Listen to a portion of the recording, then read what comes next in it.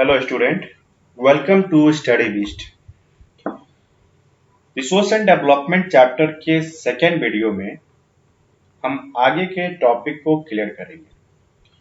तो पूरा का पूरा वीडियो देखें और साथ में जब आप इस वीडियो को देख रहे हैं तो पेन और पेपर और अपने बुक्स को लेके बैठिए और जो इम्पोर्टेंट है आप इस चीज को आप अपने बुक में मार्क आउट कर सकते हैं और जो इम्पोर्टेंट डिफिनेशंस, इम्पोर्टेंट क्वेश्चंस जो बीच बीच में बताए जाएंगे आप उस चीज को नोट डाउन कर सकते हैं। ठीक है, क्योंकि बहुत सारे जो डिफिनेशंस है आपको बाहर से लिखने पड़ते हैं या प्रॉब्लम हो जाती है लिखने में, तो वो चीज आपको ना हो। हर एक टॉपिक हम लोग क्लियर करने की कोशिश करेंगे और जो इम्पोर्टेंट क्वेश्चन है बताते जाएंगे और आप अपने कॉपी पे लिखते जाएंगे। एक बार में ना समझ में आए तो आप वहां पे वीडियो को पॉज कर सकते हैं या फिर से आप उस चीज को वीडियो को देख सकते हैं और क्वेश्चन को लिखिएगा।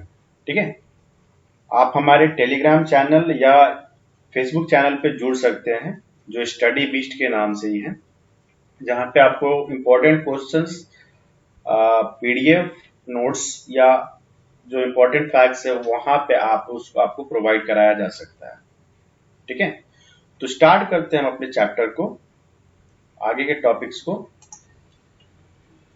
तो जैसा कि हमने लास्ट वीडियो में देखा था कि हमने रिसोर्स के टाइप्स को देख लिए थे, सारे के सारे टाइप्स को हमने कवर कर लिया था। आगे पढ़ेंगे। आगे का जो टॉपिक है वो है आपका लैंड यूज पैटर्न।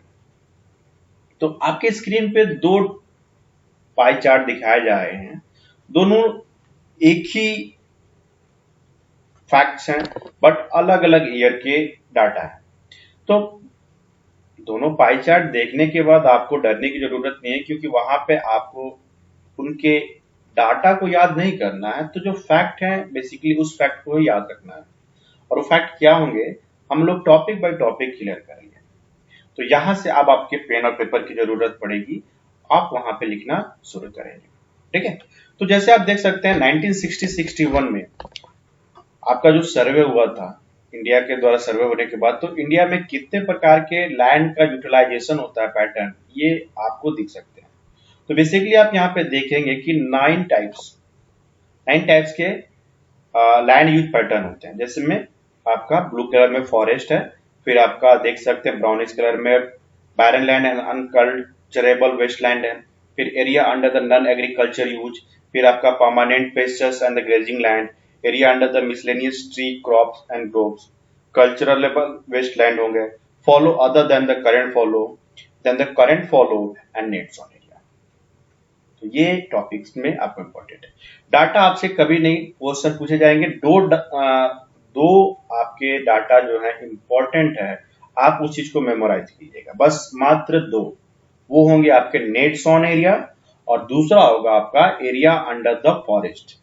ये दो याद रखने हैं और करंट के याद रखने हैं 18 के। ठीक है, 2018 के डाटा को याद रखना है, जो आपको हम लोग आपको इस चैप्टर में बता दिए जाएंगे या आगे के वीडियोज में आपको बताए जाएंगे। क्लियर? तो उसमें आपको कोई प्रॉब्लम नहीं होगी। बट अब हम देखते हैं कि ये सारे के सारे जो टॉपिक्स होते क्या हैं और क्या इनकी इंपॉर्टेंस है, आखिर क्यों अलग अलग टॉपिक है और इनका यूटिलाइजेशन हम लोग कैसे करेंगे। क्लियर? तो सबसे पहले हम लोग समझने की कोशिश करते हैं कि फॉरेस्ट क्या होता है। तो forest means that the large area of the land covered with the tree. Forests are the home of the 18% of the world's territorial biodiversity. These ecosystems are the complex webs of organisms that include plants, animals, fungi, etc. Forests take the many forms depending on the latitude, local soil, rainfall and the prevailing temperatures. जैसा कि आपने देखा होगा कि 9th class में आपने forest chapter को बहुत अच्छे से पढ़ा होगा, इसमें आपने different types of the forest कौन कौन से, जैसे हमारे यहाँ पे आप देखेंगे ट्रॉपिकल रेन फॉरेस्ट हुआ, ट्रॉपिकल डिसीडियस फॉरेस्ट हो गए हैं, फिर आप देख सकते हैं डिसीडियस फॉरेस्ट हो जाएंगे। तो ये सारे के सारे आपने पढ़ा, माउंटेन फॉरेस्ट पढ़ चुके हैं, तो उतना आपको जानकारी लेने की जरूरत नहीं है। बस आप देख सकते हैं यहाँ पे कि फॉरेस्ट क्या होता है। डिफिनेशंस रेयरली पूछा जाता है, तो आप उस चीज को याद भी कर सकते हैं जो कि इंपॉर्टेंट है। ठीक है। दूसरा है यहाँ पे एक इंपॉर्टेंट क्वेश्चन होता है जो आप उस चीज को लिख सकते हैं। वो क्वेश्चन ये है कि according to the geographical survey, what percent of the forest should be important or should be covered with the forest, which is only 33%. Okay. Next one is the barren land, barren and the unculturable wasteland. तो ये होते क्या है? So the barren land can be the simply defined as those land area that are of no use to cultivations as there is no fertility of soil. ठीक है, land which cannot be brought under the cultivations are considered as the barren land and unculturable wasteland. For example, hilly terrain, desert, rewind, Mars area, दलदली क्षेत्र जिसको हम लोग बोल सकते हैं, ये सारे के सारे एरिया जो होंगे बैरन और अनकल्चरेबल वेस्टलैंड में ही इंक्लूडेड होंगे। ठीक है। दूसरा जो आपका आता है area under the non agriculture use. ठीक है, तो area under the non agriculture use करने का मतलब क्या हुआ कि लैंड का ऐसा होता है जिनमें आपका एग्रीकल्चर के ना पर्पस करके दूसरे पर्पस में यूज होते हैं। फॉर एग्जाम्पल बिल्डिंग बनाने के में, जैसे आपका पूरा का पूरा अर्बन सिटी जो होंगे वो आपके नॉन एग्रीकल्चर यूज में हो जाएंगे, जहाँ पे कारखाने लगते हैं, घर बनते हैं, बिल्डिंग होती है, रोड्स बनते हैं। ये सारे के सारे area under the non agriculture use में कंसीडर्ड किए जाते हैं। दूसरा है permanent pasture and the grazing land. तो सिंपल सी बात है कि इसको चरवाहा भूमि बोल सकते हैं। हिंदी वर्ड को अगर देखा जाए तो इसका मतलब हुआ चरवाहा भूमि। जैसे कि आप हिल एरिया में होगा या बहुत सारी जगहों पे क्या होता है ना कि जिसको पेस्चर्स या ग्रेजिंग लैंड के लिए छोड़ दिया जाता है, जहां पे एग्रीकल्चर्स तो नहीं होते हैं या उसको कल्टीवेट नहीं किया जाता है। नेक्स्ट है the area under the miscellaneous tree crops and the groups. इसका मतलब ये हुआ कि जहां पे पेड़ पौधे हो, जैसे कि हम लोग सिंपल एग्जांपल्स को समझने की कोशिश करेंगे तो आप देख सकते हैं जिसको बगीचा हम लोग बोलते हैं। ये एक फॉरेस्ट के रूप में ना होता है और ना ही आपके कल्टीवेटेड होते हैं वो लैंड। तो उन एरियाज को क्या कहते हैं? The area under the miscellaneous tree crops and the groups. ठीक है। अब जो आपके आगे चार टॉपिक जो आएंगे, current wasteland, fallow land, fallow other than the current fallow और नेट्स ऑन एरिया, ये इंपॉर्टेंट टॉपिक है। ठीक है। तो सबसे पहले हम लोग देखते हैं कि आपका कल्चरेबल वेस्टलैंड क्या होता है। तो culturable wasteland means this included the land available for the cultivations, whether taken up or not taken up for the cultivations once but not cultivated during the last 5 years or the more is considered as the cultivable wasteland. इसको हम यहाँ पे परती भूमि बोलते हैं, simple word में देखा जाए। दूसरा होता है follow other than the current fallow और तीसरा होगा आपका फॉलो लैंड, करेंट फॉलो। तो करंट फॉलो करने का मतलब क्या होता है, आप इस चीज को समझेंगे क्योंकि आप करंट फॉलो समझ जाएंगे तो बाकी तीनों को समझने में आपको प्रॉब्लम नहीं होगी। तो करंट फॉलो करने का मतलब क्या होता है? The uncultivated land which left uncultivated for a year to recover its fertility to grow crops.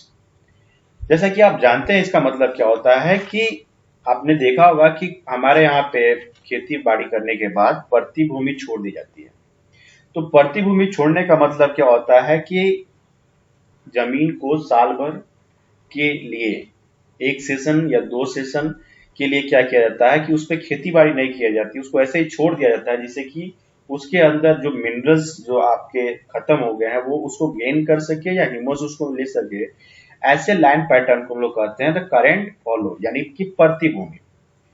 दूसरा होता है the follow other then current follow करने का मतलब क्या होता है कि ऐसी परती भूमि या ऐसे लैंड जो कि 1 साल से ज्यादा और 5 साल के 3 या 5 साल तक उस पे कल्टीवेटेड नहीं किया जाता है, उन एरिया को कहते हैं the follow other than the current fallow. और द कल्चरेबल वेस्टलैंड करने का मतलब क्या होता है कि जो आपके 5 साल तक, ठीक है, या मोर देन द 5 ईयर, जिसको हम लोग कल्टीवेटेड उसको छोड़ चुके हैं, अनकल्टीवेटेड है वो लैंड, वो चीज कहलाती है कल्चरेबल वेस्ट। तो ये 3 टॉपिक्स हुए, culturable wasteland, fallow other than the current fallow and the current fallow. तो एक बार इसको ध्यान से समझने की कोशिश कीजिएगा। ऐसे लैंड जिन पे एक साल के अंदर तक means that it also considered as the those land which not cultivated during the particular season, one crop seasons are considered as the current follow, and the land which is not cultivated from 1 year to 5 years, that is considered the follow other than the current follow, and which is lasted for the 5 year or more are considered as a cultivable wasteland। यानी कि एक साल के अंतर्गत जिस पे खेती नहीं की जाती है वो करेंट फॉल हो जाएगा। एक साल से लेके 5 साल के बीच में जिस पे खेती नहीं की जाती है वो आपका follow land other than current fallow. और जिस लैंड पे 5 साल या 5 साल से ज्यादा तक खेती नहीं की जाती है वो एरिया कहलाता है कल्चरेबल वेस्ट लैंड। तो इसमें आप इसको क्लियर हो जाएंगे। और नेट सोन एरिया कहने का मतलब क्या हुआ कि एक साल के अंदर टोटल एरिया जहां पे कल्टीवेटेड है या लैंड कल्टीवेट किया गया है या उस पर खेती बाड़ी की गई है, एग्रीकल्चर एस्टैब्लिश है, वो चीज कहलाती है नेट सोन एरिया। तो ये है आपका topic the land use patterns. तो आगे का टॉपिक देखते हैं जो है आपका the problem face by the indiscriminate use of the resources. ठीक है, उसके पहले हम लोग एक फैक्ट्स हैं जिसको आप नोट डाउन करते चले। फैक्चुअल क्या है कि इस टॉपिक से रिलेटेड है, लैंड यूज पैटर्न में क्या क्या है आप उस चीज को पढ़ेंगे। ज्यादा नहीं है, 3-4 ही है। आप पहला लिखिएगा टॉपिक। ठीक है, पहला पॉइंट है the forest covered of the country is less than the prescribed 33% of the total country land. Forest occupied about the 23.81% of the total land surface in India. फिर से सुनेंगे। The forest covered of the country is less than the prescribed 33% of the total country's land. Forests occupy about 23.81% of the total land surface in area. Second point, India total net zone area is 46.24% of the total land in the country. Third point, net zone area differ from the state to state. While in the Punjab and Haryana, the net zone area is more than the 80% of the total land in the state, it is less than the 10% in Arunachal Pradesh, Mizoram, Manipur, and Andaman Nicobar Island. 3.38% of the total land is used for the grazing, while the rest of the remaining land are the fallow or the wasteland. Fourth number point, in India, the land under the permanent basis had decreased. Clear? तो अब यहाँ पे 2 questions आएंगे, आप उस चीज को note down करें। पहला, what are the difference between the barren land and the culturable wasteland. ठीक है, तो बैरन लैंड और कल्चरेबल वेस्टलैंड में डिफरेंस यही होगा कि बैरन लैंड जो होता है उसमें भी खेती बाड़ी नहीं होती है, कल्चरेबल्स नहीं होते हैं। बट कल्चरेबल वेस्टलैंड में कंडीशन ये होता है कि उस पे हम खेती बाड़ी या बोल सकते हैं एग्रीकल्चर्स या उसको कल्टीवेट कर सकते हैं with suitable usages of the fertilisers and other equipment. But the barren land should not be used as the cultivated land because it take the lots of the cost. Clear? तो अगला topic देखते हैं, वो है आपका the problem face by the indiscriminate use of the resources. Simple सी बात है, बहुत पहले से पढ़ते आ जा रहे हैं कि अगर रिसोर्स का हम इनडिस्क्रिमिनेट यूज करेंगे तो कौन कौन से प्रॉब्लम हो सकते हैं। तो पहला है depletion of the resources, for example forest, river etcetera. मतलब करने का ये हुआ कि आप रिसोर्स को बहुत ही ज्यादा इनडिस्क्रिमिनेट वे में यूज करेंगे तो वो डिप्लेट हो जाएगा, खत्म हो जाएगा। जैसे कि हम पेट्रोलियम भी देख सकते हैं कि वो आपका नॉन रिन्यूएबल रिसोर्स बहुत सारे होते हैं, अगर हम उसका मैक्सिमम टू मैक्सिमाइज यूज करें और उसको कंजर्व ना करें तो क्या होगा कि वो समाप्त हो जाएगा, खत्म हो जाएगा। दूसरा होगा कि resource are in the hand of the few है, means that the total utilisation of the land or the total utilization of the resources are in the few hands। जैसे कि अमीर जो होते हैं, जो बड़े लोग हैं, वो क्या होते हैं, उनके पास रिसोर्स यूज करने की फैसिलिटी ज्यादा होती है तो ज्यादा यूटिलाइजेशन वो रिसोर्स का करते हैं। बाकी आप देख सकते हैं टोटल पॉपुलेशन जो है बहुत ही रिच नहीं है, पुअर कैटेगरी में आती है जिसका यूटिलाइजेशन वो नहीं कर पाते हैं। थर्ड है आपका ग्लोबल वार्मिंग, क्योंकि आप मैक्सिमम यूज रिसोर्स का करेंगे तो क्या होता है कि वहां पे आप देख सकते हैं कि ग्लोबल वार्मिंग के कंडीशंस बढ़ेंगे। चौथा है depletion of ozone layer. Clear. अब आते हैं अगला टॉपिक। अगला टॉपिक है सस्टेनेबल डेवलपमेंट। ठीक है, आप बहुत पहले से पढ़ते आ रहे हैं कि सस्टेनेबल डेवलपमेंट क्या होते हैं। तो sustainable development is the organization's principle for the meeting the human development goal while the simultaneously sustain the ability of the natural systems to provide the nature resources and the ecosystem service based upon the economy and society depend and also preserve for the futures। तो simple way में sustainable development करने का मतलब क्या हुआ कि it is the process या it is the principles in which the resources are utilized in such a way that it can utilize in the present generations and also secure for the future generations। that is called the sustainable development। ठीक है, तो देख सकते हैं sustainable development के क्या क्या goals होते हैं। तो पहला गोल क्या होता है कि इन्वायरमेंटल को बचाना, यानी कि टू कंजर्व द इन्वायरमेंट। दूसरा है society, social means that it provide resources for the each and everyone। तीसरा होता है कि इकोनॉमिक, यानी कि आप रिसोर्स का यूटिलाइजेशन एक इकोनॉमिकल कंडीशंस में हम देख सकते हैं जहां पे सारे के सारे लोगों के लिए इकोनॉमिकली एक्सेसिबल या फैसिबल हो। ठीक है, तो वो सस्टेनेबल डेवलपमेंट कहलाता है। तो सस्टेनेबल डेवलपमेंट के लिए क्या ऐसे स्टेप लिए जाते हैं जिससे कि हम बोल सकते हैं कि सस्टेनेबल डेवलपमेंट हो या उस रिसोर्स का हम सस्टेनेबली यूज कर सके। तो उसके लिए होता है रिसोर्स प्लानिंग। तो resource planning is the technique और the skill of the proper utilisation of the resource. ठीक है, तो resource planning is a technique to और skill to proper utilisation of resource, जो कि 3 स्टेप में होता है। पहला होता है आइडेंटिफिकेशन, दूसरा होता है प्लानिंग फॉर द एक्सप्लोटेशंस, और तीसरा होता है match with the national development plan.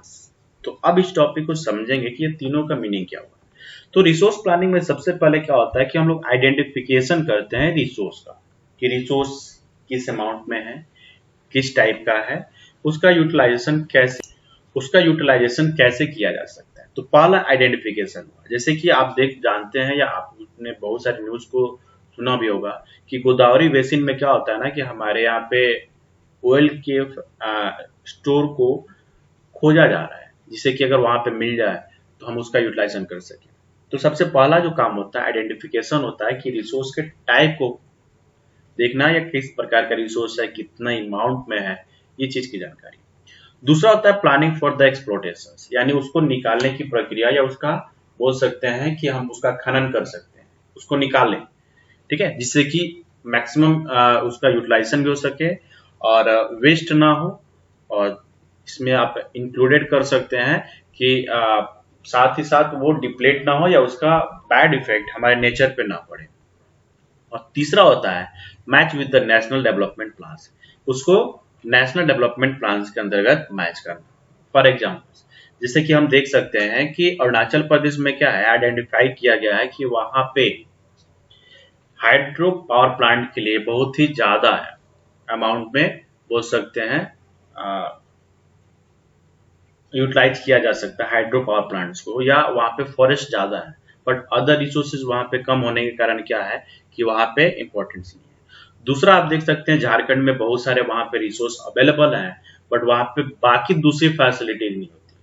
तो इसी चीज को मैच किया जाता है कि जहां पे जो चीज नहीं है वहां पे उस चीज को प्रोवाइड कराया जा सके, और जहां पे जो चीज ज्यादा है उस चीज को वहां पे दूसरे जगह पे ट्रांसपोर्ट किया जा सके। जैसे फॉर एग्जांपल झारखंड में अगर रिसोर्स ज्यादा है तो उसको दूसरे जगह पे ले जा सके। दूसरी बात, हरियाणा पंजाब में जहां पे बहुत ज्यादा फूड प्रोडक्ट या क्रॉप जो होते हैं प्रोडक्शंस होते हैं, वहां से वो प्रोडक्ट क्या होते हैं झारखंड या उन जगहों पे ट्रांसपोर्ट किया जाना जहां पे उनके प्रोडक्शंस ज्यादा नहीं होते हैं। फॉर एग्जांपल अरुणाचल प्रदेश हो गए, मणिपुर, मिजोरम, इन एरिया में क्या होता है कि वहां पे फूड को सप्लाई किया जाएगा और वहां के रिसोर्स जो होते हैं पंजाब हरियाणा एरियाज में भेजा जा सकता है। तो इसी को हम लोग बोलते हैं रिसोर्स प्लानिंग। ठीक है। तो देख सकते हैं important for the resource planning क्या होते हैं। आप इस चीज को नोट डाउन करें। सिंपल सी वर्ड है, जो हमने इसके जस्ट पहले बताई बात, सेम वही बातें इसमें लिखी है। पहला क्या है, it is necessary for the balancing the development of India. The some region of India are the rich in the certain resources and the poor in the some other resource. For example, Rajasthan is the poor in the water resource but rich in the solar and wind resource. तो हम यहाँ पे क्या कर सकते हैं कि जैसे हमारे यहाँ पे जहाँ पे वाटर रिसोर्स ज्यादा है, फॉर एग्जाम्पल जैसे कि आप देख सकते हैं कि नॉर्थ इंडिया में बाढ़ ज्यादा आती है, फ्लड्स ज्यादा होते हैं। तो ये क्या होता है ना कि अगर हम उस चीज को डाइवर्ट करें या एज अ रिवर के रूप में हम अगर राजस्थान में वाटर सप्लाई कर सके तो वहां पे वाटर सप्लाई हो जाएगा। और वहां पे क्या है कि सोलर विंड एनर्जी ज्यादा है, जहां से हम लोग इलेक्ट्रिसिटी प्रोडक्शन करके हम नॉर्थ इंडिया में या दूसरे एरिया में क्या कर सकते हैं, भेज सकते हैं, जिससे कि एक बैलेंस बना रह सकता है। दूसरा है the some region are the self sufficient while the other regions are the very poor in the important resource. For example Madhya Pradesh जो है आपका मेनी रिसोर्स में है, बट लद्दाख में आप देख सकते हैं रिसोर्स नहीं है। तो क्या कर सकते हैं, जहां पे ज्यादा है उसको वहां से ट्रांसपोर्ट करके दूसरे जगहों पे भेज सकते हैं। तीसरा है the wastage of the resource can be the avoid by the planning. ठीक है, यानी कि आप देख सकते हैं कि प्लानिंग करने के बाद जो हमारा वेस्ट रिसोर्स यानी रिसोर्स का जो वेस्टेज होता है उसको हम लोग रोक सकते हैं। ठीक है, जैसे मान के चलिए जहाँ पे रिसोर्स ज्यादा है वहां पे वेस्ट होने की संभावना ज्यादा होती है, थोड़ी चीज को दूसरी जगह ट्रांसपोर्ट करते हैं या प्लानिंग वे में हम उसका यूटिलाइजेशन करें तो वेस्ट होने की संभावना कम होगी, जिससे कि हम कम से कम रिसोर्स में भी अपने जरूरतों को पूरा कर सकते हैं। चौथा जो टर्म है environmental pollution can be reduce. Simple word है, इसको समझाने की ज्यादा जरूरत नहीं है। और पांचवा the over exploitation of the resource can be avoided, यानी कि अगर हमारा वेस्ट ही नहीं होगा रिसोर्स तो हमको ज्यादा से ज्यादा एक्सप्लोटेशन करने की जरूरत नहीं पड़ेगी। ये एक इम्पोर्टेंट होगा। चलिए, तो अब आते हैं रिसोर्स कंजर्वेशन। ठीक है, the plan to use up the resource in order to meet the present need and the store apart for the futures is called the resource conservation। ठीक है, यानी सस्टेनेबल डेवलपमेंट का ही एक पार्ट है। It is the necessary because, आगे हमें resource conservation करने की जरूरत क्यों होती है, तो it is the necessary because the many resources are the non renewables and the exhaustables. So if we conserve them, then we can use them for a longer period of the time. दूसरा है the conservation of the resource help us to reduce the wastage. It will help in the economical progress. तीसरा आपका होगा resource conservation help us to protect the environment. इसमें आपको ज्यादा समझाने की जरूरत नहीं है क्योंकि एक सिंपल वर्ड है, इसको आप समझ सकते हैं। यहाँ पे एक इंपॉर्टेंट क्वेश्चन आता है गांधी जी आइडियाज। ठीक है, According to Gandhiji, there is the enough resource for the everybody need and not for the anybody greed. इससे बहुत इंपॉर्टेंट क्वेश्चन होता है, आपका हाई ऑर्डर थिंकिंग क्वेश्चन होता है। तो इसे एक क्वेश्चन हमेशा पूछा जाता है कि why the Gandhiji say that there is the enough resources for the everybody need and not for the anybody greed। ठीक है, तो इसको सिंपल वे में समझेंगे कि हमारे यहाँ पे जितने रिसोर्स है अगर हम उसको एक प्रॉपर वे में यूटिलाइज करें तो वो रिसोर्स सारे के सारे लोगों के लिए मोर देन इनफ है। बट हमारे यहाँ पे देखा जाता है कि लोग अपने ग्रीडी के चक्कर में यानी लालच के कारण क्या होता है ना कि मैक्सिमम यूटिलाइज करते हैं या उसका वेस्टेज बहुत ज्यादा करते हैं, जिससे कि क्या होता है कि रिसोर्स जो होते हैं बहुत ही जल्दी समाप्त हो सकते हैं या खत्म हो जाते हैं। तो इसीलिए कहा गया है there is the enough resource for the everybody need and not for the anybody greed. तो ये गांधी जी का आइडिया है जो इंपॉर्टेंट टॉपिक है। अब हम लोग पढ़ेंगे land degradation. Land the large scale of the soil erosion caused by the running water and the wind are considered as the land degradation. ठीक है, डंपिंग। अब कौन कौन से ऐसे कॉज हैं जिससे लैंड डिग्रेडेशन होते हैं, तो वह है आपका dumping of the waste material from the mining centres and the industrial unit. जैसे आप देख सकते हैं जहाँ पे खनन होती है यानी कि एक्सप्लोटेशन होते हैं रिसोर्सेज के, तो आसपास के इलाके में बहुत सारा जो वेस्ट मटेरियल्स है जो क्या होता है कि पूरे जमीन पे फैल जाता है या उसको बोल सकते हैं कि वो कवर कर लेता है, जिससे कि वहां की जो लैंड है वो बैरन लैंड में कन्वर्ट हो जाती है या अनफर्टाइल हो जाती है। जैसे कि आप देख सकते हैं कि जहाँ पे कोयला का एक्सप्लोटेशन होता है तो आसपास की जितनी जमीनें होती हैं वो खराब हो जाती है, अनकल्चरेबल हो जाती है। दूसरा आप देखा होगा कि बहुत सारे जो वेस्ट लैंड होते हैं, इंडस्ट्रियल वेस्ट लैंड होते हैं, उनको कहीं खास जगह डिपोर्ट किया जाता है। जैसे आपने देखा होगा कि दिल्ली का एक दिखाता है कहीं कहीं पे बहुत ही बड़ा कूड़ा, ठीक है, कचरा जो होता है पूरे शहर से निकाल के एक डंपिंग ग्राउंड में स्टोर किया जाता है। तो वो एरिया क्या होता है ना कि परमानेंटली वो क्या होते हैं, अनकंट्रोलेबल हो जाते हैं, या वहां पे उसकी जो फर्टिलिटी है वो समाप्त होती है। तो ये पहला कॉज होता है dumping of the waste material from the mining centres and the industrial unit. दूसरा होता है कि over irrigation.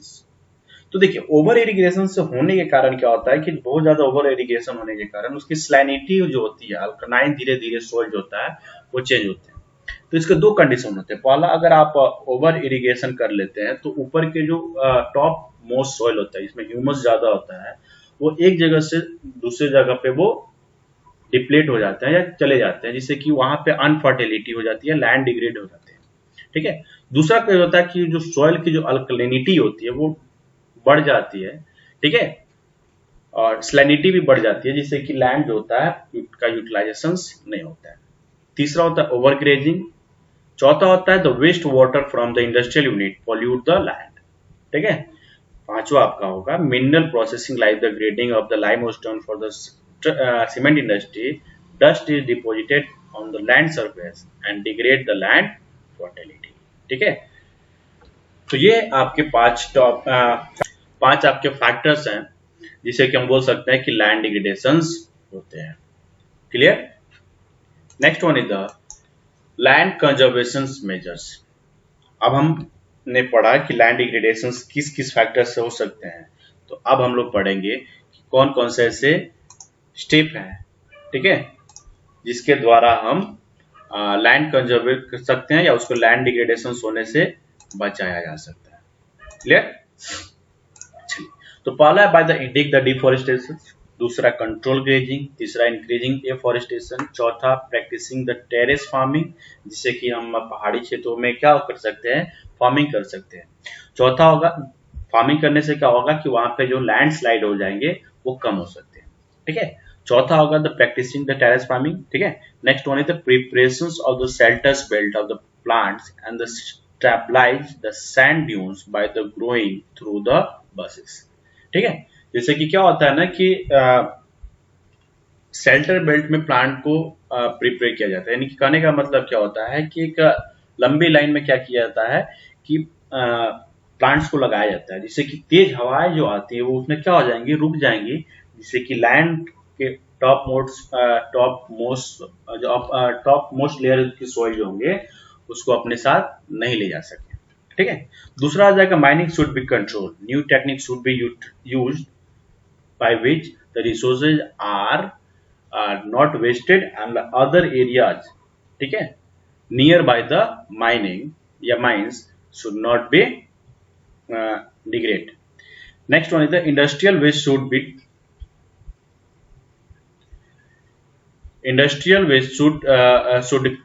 chemically treated to remove the harmful substance, ठीक है। Next one is the urban waste should be the use for the production of the biomanure and next one is the over irrigation should be stop. Clear. तो ये step हैं जिससे कि हम land degradation होने में से बचा सकते हैं। क्लियर। चलिए नेक्स्ट टॉपिक को इंक्लूड करते हैं, सॉइल एज द रिसोर्स। तो यहाँ पे आप देख सकते हैं जो फैक्चुअल चीज थे वहां पे खत्म हो गई, ठीक है। तो अब आगे वाले चैप्टर को, आगे वाले टॉपिक को क्लियर करेंगे। इसमें आपको सॉइल के बारे में पढ़ना है, तो बेसिकली टाइप्स ऑफ सॉइल्स को देखते हैं, ठीक है। तो देख सकते हैं सॉइल एज द रिसोर्स क्या है, ठीक है। सॉइल आखिर होते क्या है, लैंड और सॉइल में क्या अंतर होगा, ठीक है। तो एक लार्ज एरिया जो कवर की जाती है वो लैंड में आ जाएंगे, बट वो जो लैंड है वो किस प्रकार के उसका फैक्ट है या किस प्रकार के उसका मिनरल्स उसमें अवेलेबल है, उस बेसिस पे हम लोग सॉइल का डिवाइडेशन करते हैं, ठीक है। तो आगे देखते हैं। The uppermost layer of the earth crust, which is loose, broken, and has humus, which is useful for the plants, is called the soil. It has a minerals, sand, clay, organic matter, ठीक है, like a humus, bacteria, earthworms, ठीक है। अब soil का formation क्या होता है कि it is the form due to the process of weathering, and the other process like by the rivers and etc. Okay, चलिए नेक्स्ट टॉपिक को देखते हैं. The factors which influence the soil formations process. ठीक है, कौन कौन से ऐसे फैक्टर्स होते हैं जो कि सोइल के फॉर्मेशंस में हेल्पफुल होते हैं. पहला होता है क्लाइमेट, दूसरा होता है nature of the parent rock, तीसरा होता है वेजिटेशन और चौथा होता है टोपोग्राफी. क्लियर. तो देख सकते हैं इन आप 4 या 5 टॉपिक जो फैक्ट होते हैं इनके द्वारा क्या होता है कि सोइल का प्रिपरेशंस होते हैं. ठीक. Next topic is types of the soils.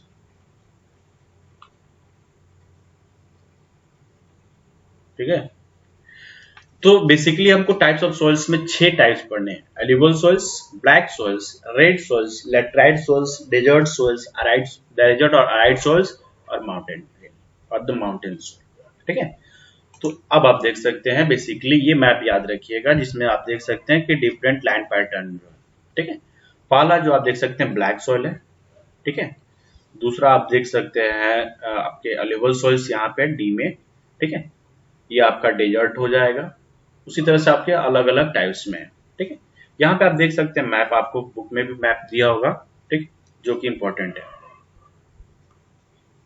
Clear. चलिए तो आगे इस चीज को बढ़ाते हैं, आगे बढ़ते हैं. ठीक है, मैप इंपॉर्टेंट है, आप इस चीज को देख सकते हैं. ठीक है, सेम यही चीज है. जो आपका ग्रीनिश पार्ट है वो फॉरेस्ट है. ठीक है, यहाँ से यहाँ तक पूरा का पूरा फॉरेस्ट माउंटेन होते हैं. ठीक है, ये आपका होता है एल्यूवियल सोइल्स है. ये आपका red and the yellow soils. ठीक है, ब्लैक सोइल्स यहाँ पे आप देख सकते हैं लैटराइट कहीं कहीं पे आपको अवेलेबल है. उसके बाद ये आपका अराइड सोइल्स है. ठीक है, जिसको डेजर्ट भी बोलते हैं. ठीक है, तो देख सकते हैं क्लासिफिकेशंस एल्यूवियल्स, ब्लैक, रेड, फिर आपका नीचे जो भी है. ठीक है, तो सबसे पहले देखते हैं एल्यूवियल सोइल्स क्या होते हैं. तो alluvial soils it is the form by the silt carried by the rivers from the mountain regions and deposited on the bank of the rivers in the flat regions. Most fertile, it is the most fertile soils. Area जो होते हैं इसके under आते हैं वो northern plain, Gujarat plains, coastal plain. ठीक है, it consist of the sand, silt and clay. Next one is the khadar bangar क्या होता है, और लास्ट में आपका आता है soil nutrients, potash, phosphorus, phosphoric acid और लाइमस्टोन. ठीक है, तो आज के लिए यही पेंड करते हैं. अगले वाले टॉपिक्स में हम देखेंगे जो आपके डिफरेंट पार्ट होंगे. एल्यूवियल सोइल्स को थोड़ा सा डिस्क्राइब रूप में पढ़ेंगे.